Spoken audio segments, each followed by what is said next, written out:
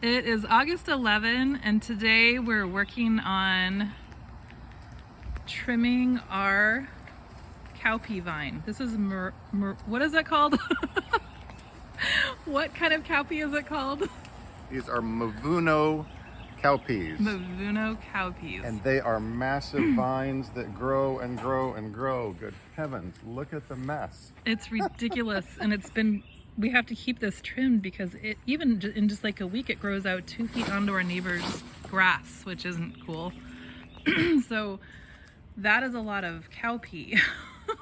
We got these seeds from Codico, I believe. Yeah. Online and purchased them, and these are very, very fertile seeds. They sprouted quickly and they're putting on bean pods. Chris is cutting some right now to show you. So we're gonna, you kind of just, it looks like what we've seen so far is you harvest them as they ripen. It's not an all in at one time thing. So these are, Look at those things. Huge. They've gotten really big and plumped. So I guess I need to do a little bit of research, but depending on what you're using for, that determines when you're gonna harvest them. Whether you're gonna use them for seed for next year or whether you're gonna eat them. I've heard that you can snap them and put them in the freezer as you snap them and then cook them up once you get a good pile. But man, so this is a neat thing to plant as a ground cover, other than the fact that it is blessing and a curse because it grows like crazy. It will cover up grass. Nothing's growing under this because it won't get any sun. But also really, really cool because it's a nitrogen fixer, and it's a good cover crop. So in between things, if you have heavy feeder plants like potatoes or anything like that that pulls a lot of nutrients from the soil, this is a really good cover crop to plant, and it will replenish your soil with nitrogen, which is something that is really important for plants and gets depleted from the soil when you have plants that are heavy feeders. So this is also a good cover crop for when you just have mulch and you want something to cover and be a barrier so that you don't get a bunch of weeds growing while you're, like we've got our chip drop hull here, and we're making dirt, but in the meantime, we don't want to make dirt for weeds. So we are making sure that this gets kept planted in a cover crop until we're ready to put other things in. So here's the flower. Look at the pretty little flower. Very pretty. Very neat. Yeah. These are prolific plants, great for chop and drop. We aren't throwing these away. We're using these in the back for our food forest, and it's free fertilizer. So tons of biomass. We're actually going to be putting some of this into a big trash can, and we're going to be filling the trash can with rainwater that we harvested for free from our barrels off of our roof, and we're going to be making tea. So it's the fertilizer tea that you can make, and you let that sit for a couple of months.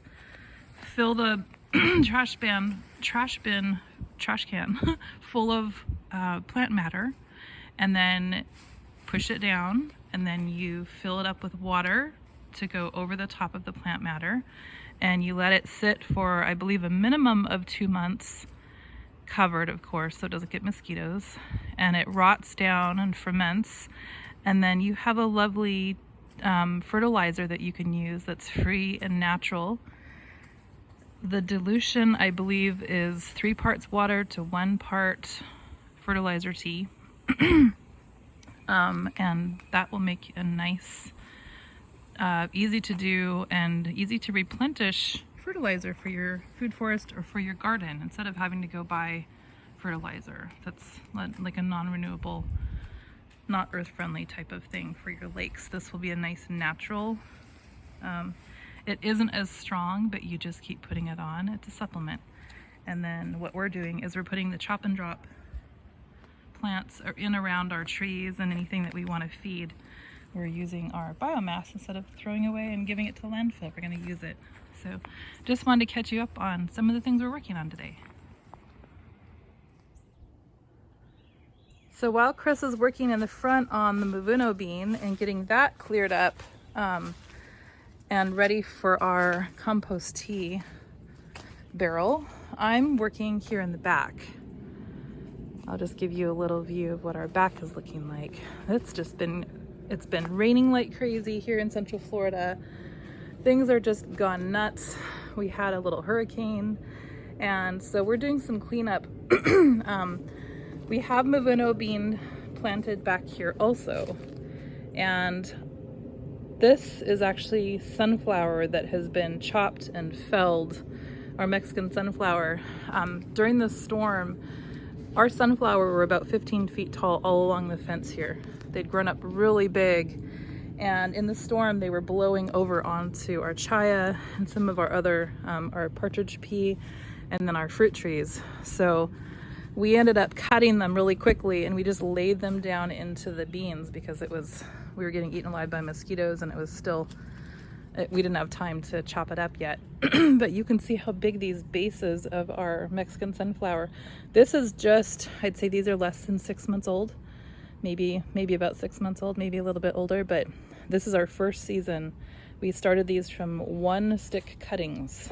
So those are amazing. And they're the equivalent of chicken manure in nitrogen for using them for chop and drop. So they're a really valuable plant for pollinators when you're growing them. And then when you cut them back, they're fine with a hard prune. They're actually starting to grow back already. You can kind of see their little buds coming out.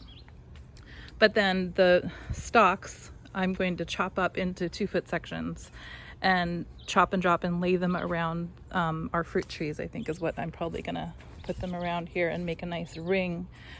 And then that will break down into some nice fertilizer for our peach and our plum that you can't see back there here's our little plum tree. It's way behind the peach, I'm sorry, that's the peach tree. That's Prince. It's way behind and growing. Our plum has just gotten huge in 1 season. This is its first season. We got these from a natural farm in Florida here. It's about an hour away from us. But the peach is doing well. It's just a slow grow. This is a partridge pea that's being covered up by Mivuno bean, and I need to uncover it because it's getting pulled down. And then I have some chaya over here. If you can see them, they're covered. So all of this, I'm not really sure what to do. You can't really uncover the plants from Mivuno bean unless you want to step on the Mivuno bean, and it kills it. So I suppose you could get in there a little bit, but some of them I do need to pull down off of the plants, so I'm gonna have to risk that. But today I'm gonna chop these stalks up and feed them to our trees, and I think I'm gonna have Chris come in here also and clear our pathway, because this is an area we have not tackled yet. We kind of did, but there's a bunch of stuff we have to get rid of along the house here. It's a big mess. And this needs to get trimmed so we can get through with our wheelbarrow and open our gate. It's just gone crazy this summer. And then over here this is our spotted horse mint, or dotted horse mint. It's a bee balm. And it has just grown way out into the pathway. There are timbers in here that you can't see, but this was our pathway. Everything's just gone a little crazy. Here's some of our other plants that are growing like crazy back here. This is an everbearing mulberry, and it just had its nice prune, so it's getting nice and tall, and we want it to be like an arching tree, so I pruned it up from the base here so it wasn't doing a big clump right here. I've got more partridge pea growing right there. I did prune back the toilet paper plant because it was just getting crazy huge.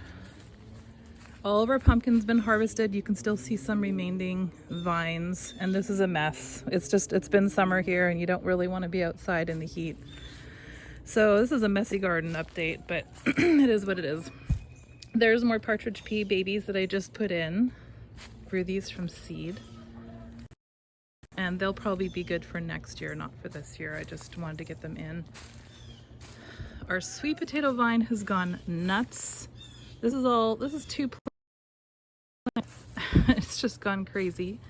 We need to trim that back, and we eat the greens. So I'm gonna boil up a bunch of those and freeze them in freezer bags like you would a chopped spinach, and just have them ready for when we want to have some fresh vegetables.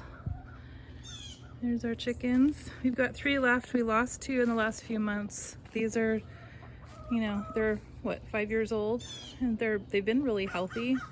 But I don't know why we lost a couple, and I couldn't figure out what was wrong with them. Usually I can. Hi, babies. So there's our chickens. Chai is getting nice and big. I pruned those back also. The roselle was getting so top heavy that it was falling over. I need to go and get some T-spikes, T-posts from Tractor Supply and stake that better. I had to trim off almost the entire plant just so that it wouldn't break off. Oh, you Load have number 1. some. Where were you? Are we gonna put that in the trash can, right? Well, Or did you want to just make a pile for we've now? got tons. We need to put it around stuff. Okay, well, Stuff right here. I was gonna use it in the trash can, but if you think there's enough. Oh yeah. Okay, so that, maybe around a tree. Okay. So while he's doing that, I'll just take you back over here and show you our hurricane damage. Well, kind of. Back here, I'm gonna talk quietly because I don't want our neighbor to hear me. Oh, look at our papaya. It's getting huge. This is a dwarf papaya, and so it's gonna stay short, but look at all the fruit on it. That's amazing. Our yucca is about, I don't know how tall that is, but that's huge. It's gotten ginormous, covering up our chicken coop, basically, the back of them. Our Everglades tomatoes are very happy. They've been producing amazingly well. I've got spinach growing up over this little arbor.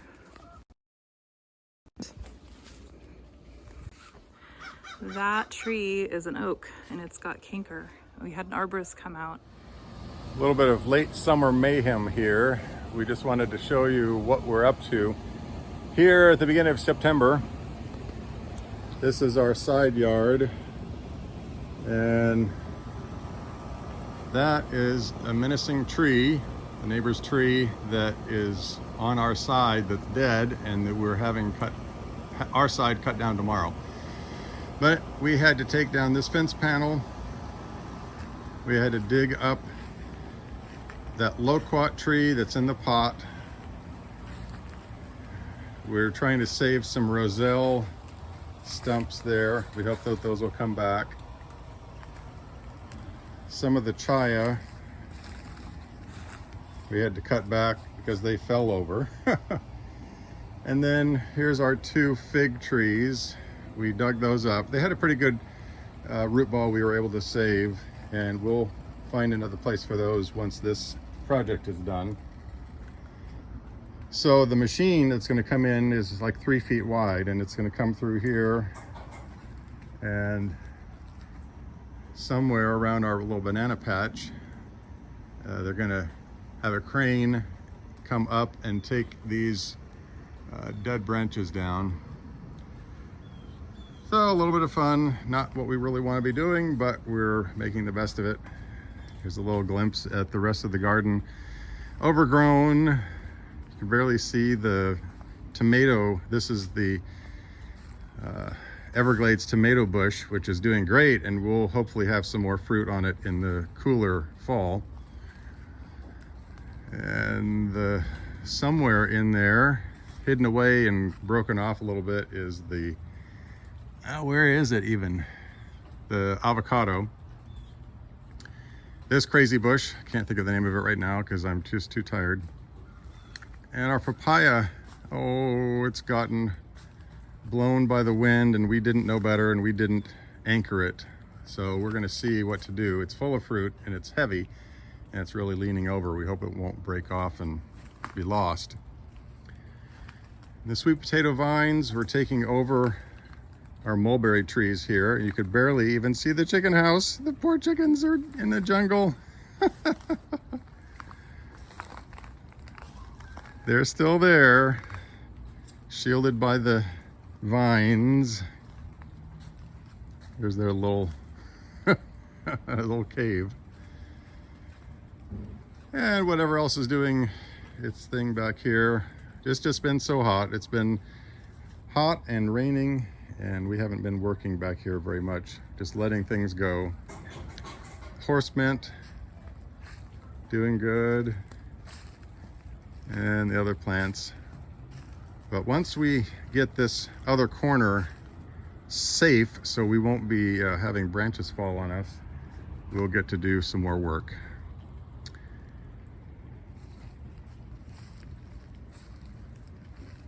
Looking forward to fall. Woohoo!